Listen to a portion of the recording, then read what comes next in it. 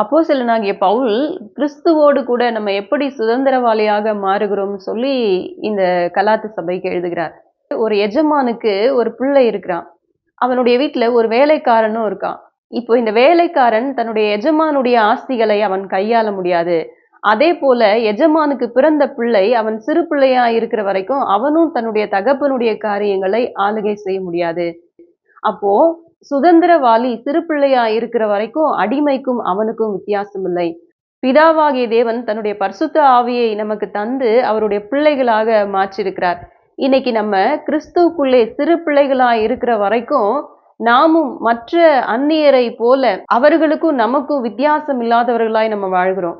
ஆனா என்னைக்கு நம்ம கிறிஸ்துவுக்குள்ளே தேறினவர்களாய் மாறுகிறோமோ அன்றைக்கு நம்ம சுதந்திரவாளிகளாய் ஆண்டவருடைய காரியங்களை ஆளுகை செய்கிறவர்களாய் நம்ம மாறுகிறோம்னு சொல்லி பவுல் இங்க எழுதுறார்.